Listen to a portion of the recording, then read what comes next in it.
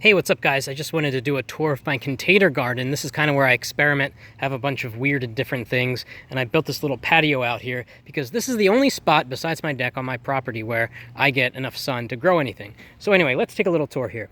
Here we've got a ground cherry, and if you subscribe to my YouTube channel, you know I've grown one of these before hydroponically. They get huge, and hey look, we already have a flower. I wanted to see what happens when you grow these outside. Ground cherries are a plant that not many people talk about. They grow these interesting lanterns that drop to the ground and have a tropical yellow berry inside. They're also known as Cape gooseberries. So this is about 6 weeks old. I grew that from seed. Over here we've got some sugar snap peas. I rigged up this basic, I don't know what you would call this, a simple trellis really, that needs a little work, but I'll get to that later. It's starting to climb nicely up the twine, as you can see. So that should be cool. I planted this from seed again about 6 weeks ago. This is by Tail Radish. Now if you know radishes, you know that they will bolt eventually, go to seed, and grow edible seed pods. Well, this particular variety is designed, and that makes it sound like it's genetically engineered, but it's not.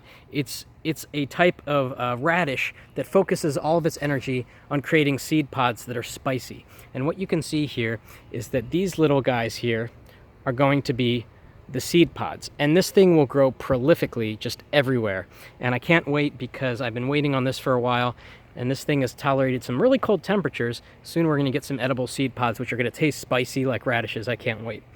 Over here I've got a dragon's tongue bean, which if you look it up online, it's like a purplish and white bean pod, which should be pretty cool. It's growing really slowly. I don't think it likes this small pot, but I guess we'll find out. Over here we've got a bush cucumber, really small. I just replanted this because the first one I planted died in the cold. Cucumbers hate the cold weather. So we'll have to see what becomes of that. Over here I've got a bunch of experiments. Well, not really experiments, just things growing in pots, and very small pots, as you can see. This is a sun gold cherry tomato, which is one of the most popular cherry tomato varieties out there. It creates these yellow cherry tomatoes that are super duper sweet. Can't wait for that. Over here I've got a cayenne pepper, which I just planted. It has a little bit of transplant shock happening right now, but it will perk up. Gave it a ton of water. Over here this is a California Wonder sweet bell pepper, and I'm trying something here. I'm growing it in a really small pot because that's all I had, and it might work, it might not work. I'm definitely going to top it, cut it probably here once it's over the transplant shock, so it grows into a nice bush, and maybe it'll grow in a small pot like this, maybe not. But as you can see, I'm kind of running out of space out here, so I really need to be smart. And back here I've got a bush, I forget, it's like a beefsteak tomato that is designed to grow in containers. It's kind of just a medium-sized beefsteak tomato. I forget the name of it. I'll get back to you on that. And again, I planted that today and it looks like crap because a little bit of transplant shock. It should perk up tomorrow.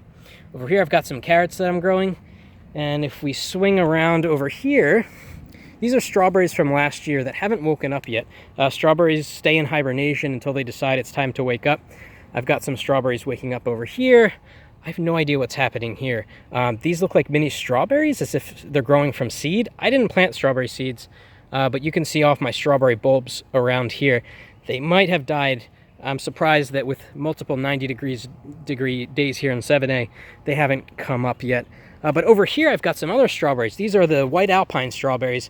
I love these things. They grow prolifically, and they grow these white strawberries. If I can find one, you can kind of see them growing over here, that taste tropical.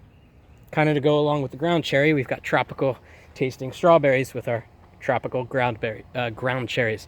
So that's a look at my garden out here. This is my container garden. This is kind of my overflow where I just plant as much as I can fit really, and I've really reached the capacity. But a lot of cool stuff's gonna happen here, and I can't wait to see some of this stuff grow, and I'll make video updates. So subscribe to my channel.